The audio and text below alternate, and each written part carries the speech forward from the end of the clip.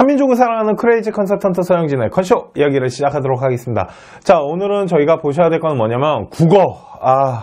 이번에 2019학년 수능이 국어가 어렵게 나온 게 맞는 것 같아요.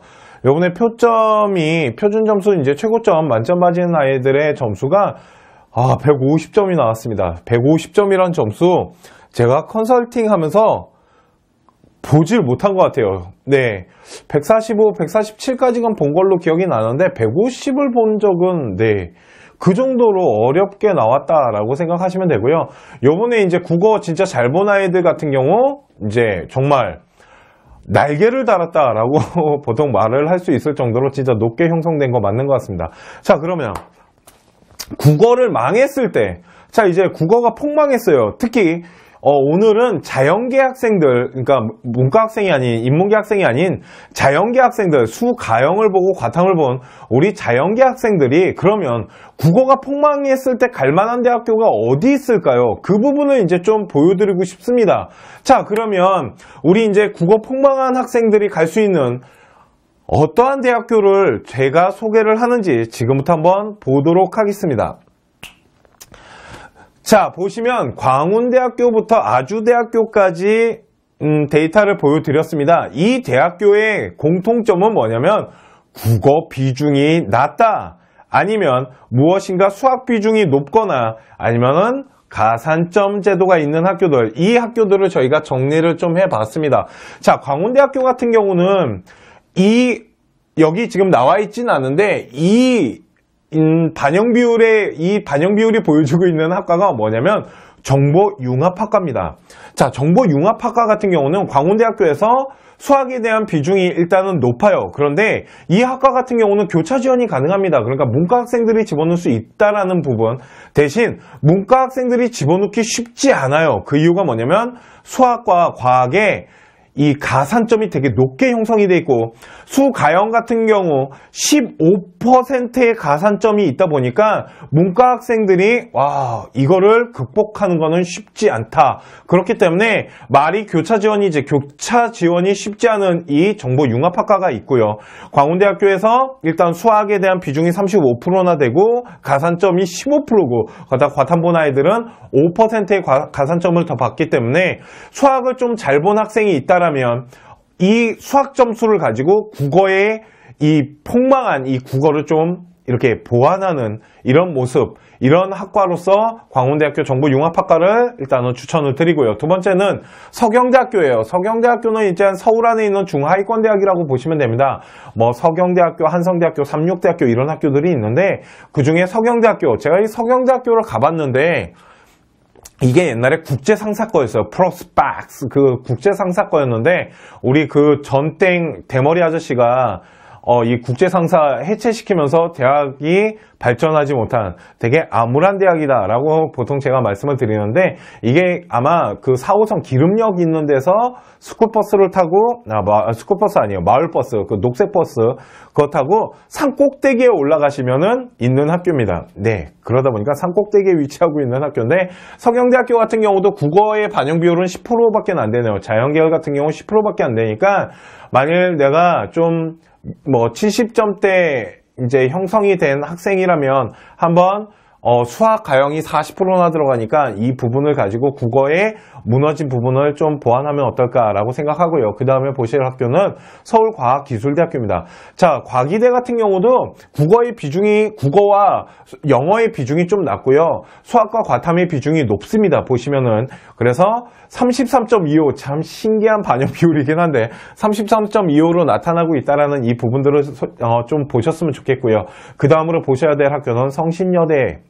일단 여대 같은 경우는 숙명여대와 성신여대, 서울여대, 덕성여대 이런 동덕여대들이 있는데, 그 중에 성신여대 같은 경우는 이 자연계열 같은 경우 국어에 대한 비중이 좀 낮고요. 수학에 대한 비중과 과탐에 대한 비중이 있다라는 부분과, 그런데 좀 신기한 거는 뭐냐면 영어 비중이 생각보다 좀 높게 형성이 되는데, 자, 요번에 영어에 대한 얘기를 좀 할게요. 영어 같은 경우는 작년과 다르게 요번에 1등급이 5%밖에 안 나왔습니다. 그렇다면 우리 성신여대를 지원하는 학생이 1등급 학생이 저는 그렇게 많지 않을 거라고 생각해요. 그렇기 때문에 만약 2등급 학생이라면, 만약 내가 영어가 2등급이 나왔다라면 그리고 국어는 망했지만 수학 점수가 어느 정도 나왔다라면 성신여대, 우리 여학생에 한해서 성신여대 자연계열로 한번 지원해보는 것도 좋지 않을까라고 생각하고요. 그 다음에 숙명여대입니다. 숙명여대는 여기에 이 데이터 안에는 들어가 있지 않지만 통계학과라는 학과가 있는데 통계학과는 수나영본 아이들,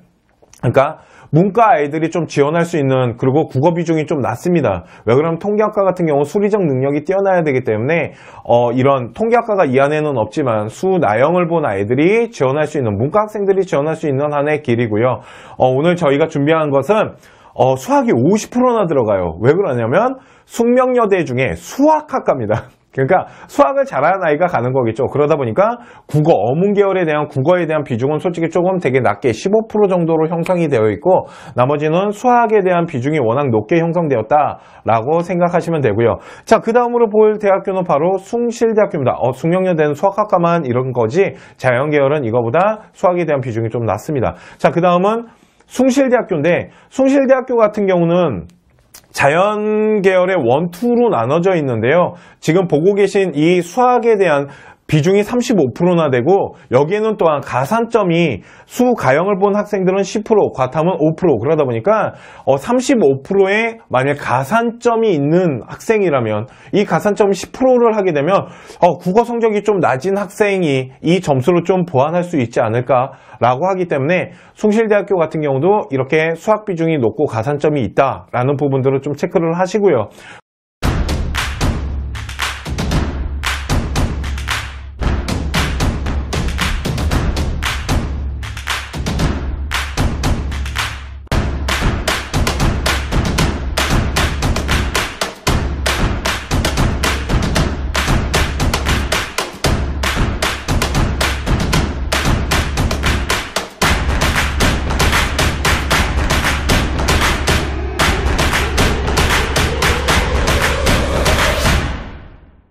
자, 요번에 보셔야 될 대학교는 바로 한성대학교입니다. 한성대학교, 네, 그쪽 한성대 입구역 4호선 타고 가면 있는 학교로, 서울 안에 있는 학교로서 36대학교나 한성대학교, 서경대학교 이렇게 약간 중하위권 대학이라고 보시면 되는데 한성대학교 같은 경우는 학생을 뽑을 때 이렇게 학부제로 뽑습니다. 이렇게 뭉태기 묶어서 뽑는데 한성대학교 같은 경우는 국어와 이 수학이 40% and 20% 이렇게 나눠져 있습니다. 그래서 자기가 반영되는 학과에 반영되는 비율에 따라서 나눠지는데 수학 비율을 40%로 가져갈 수 있다라는 이 부분들, 그리고 수가형을 본 학생 같은 경우는 10%의 가산점이 붙는 거, 이 부분을 좀 보셨으면 좋겠고요. 자, 그 다음으로 보셔야 될 대학교는 한국성서대학교입니다.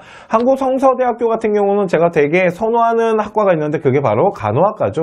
간호학과 같은 경우는 한국성서대학교 같은 경우 교수 1명이 5명의 학생 집중적이고 심층적으로 이렇게 가르침을 하다 보니까 그 국가고시 합격 비율이 생각보다 되게 높고 취업률이 되게 높다라고 생각하시면 되는데 오늘 이제 보여드리는 거는 이제 간호학과가 아니고 자연계열의 이제 컴퓨터공학과가 있습니다. 얘네가. 그런데 국어 반영 비율은 전혀 없고 40%의 수학 가형의 비율이 있다. 그렇기 때문에 수학을 잘 본 학생이 국어가 완전 폭망하고 점수대가 수가형이 한 70점대가 형성된다라면 한국성서대학교 한번 지원해 보시는 것도 괜찮지 않을까라고 생각하고요. 그 다음에는 홍익대학교입니다. 홍익대학교는 문과 같은 경우는 이렇게 반영 비율이 동일하게 가지만 이과 같은 경우는 수학이나 과학에 대한 반영 비율이 높고요. 국어랑 영어에 대한 반영 비율이 좀 낮습니다. 그래서 국어나 영어는 16.7%고요. 나머지 33.3% 이렇게 수학과 과학에 대한 이 부분의 반영 비율이 높고요. 홍익대학교 같은 경우는 표준 점수를 되게 단순하게 합산을 합니다. 그렇기 때문에 이 탐구도 표준 점수로 가져가는 학교다 보니까 내가 만일 본 과탐 과목 중에 표점이 다른 학생보다 유리하다면 홍익대학교도 한번 지원해보면 좀 더 유리할 수 있다라고 보시면 되고요. 마지막으로 말씀드릴 학교는 서울 안에 있는 학교는 아니지만 수도권에서 그래도 이름 있는 학교 아주대학교인데요. 아주대학교 같은 경우도 수학 가형에 대한 비중이 40%로서 되게 높습니다. 국어 비중은 15%밖에 안 되기 때문에 이 부분들을 보신다라면 수학을 좀 잘 봤다라면은 충분히 지원하는데 도움이 되지 않을까라고 생각을 합니다. 오늘 저희가 보여드린 이 학교들은 요번에 이제 국어가 워낙 어렵게 나왔기 때문에 국어를 폭망한 학생들이 특히 자연계 학생의 중심으로 알려드렸고요. 솔직히 문과 학생이 국어를 폭망했는데 대학교를 찾는 거는 솔직히 쉽지는 않습니다. 대신 표점 대학인 경우는 요번에 점수대가 좀 내려가겠죠. 왜 그러냐면 국어를 폭망한 아이들이 많고 이게 표점을 계산을 해봤을 때 좀 하락세를 보인 게 있기 때문에 약간 작년 데이터에 비해서는 좀 내려갈 거라고 저는 예상을 하는데 한 5점에서 많게는 10점 정도 내려가지 않을까라고 조심스럽게 예상은 하지만 일단은 뚜껑이 열린 상태에서 한번 대학교들이 이 지원율을 좀 봐야 될 것 같기는 합니다. 이렇게 좀 흐름 같은 거를 좀 봐야지 더 정확하게 한 어느 정도 선이 무너질 거다라고 말씀드릴 수 있을 것 같고, 일단 문과 같은 경우는 국어를 못 보면은 지원하는데 쉽지는 않습니다. 그런데 자연계 학생 같은 경우는 국어에 대한 비중이 이렇게 낮게 형성되는 학교들이 있다 보니까 그 부분에 대해서 오늘 좀 소개를 해드린 거고요. 이제 이제 다들 분석을 하고 있을 것 같습니다. 국어 못 봤다고 너무 이렇게 실망하지 마시고요. 나한테 잘 맞는 대학교, 그리고 반영 비율이 잘 맞는 학교들을 찾으셔갖고 이번 2019 정시 꼭 합격하는 그 기쁨을 누리셨으면 좋겠습니다. 그리고 화요일 날 저희가 16시 오후 4시에 라이브 방송을 통해서 학생부 종합전형 특강이 아닌 정시 설명회를 하고 있습니다. 학생부 종합전형 특강 같은 경우는 저희가 금요일 밤 11시에 하고 있고요. 화요일 오후 4시에는 지금 정시 설명회를 하고 있으니까 화요일 날 오후 4시에 저희 라이브 방송을 통해서도 정시에 대한 정보를 얻어가셨으면 좋겠습니다. 오늘 방송 여기까지 하도록 하겠습니다. 감사합니다.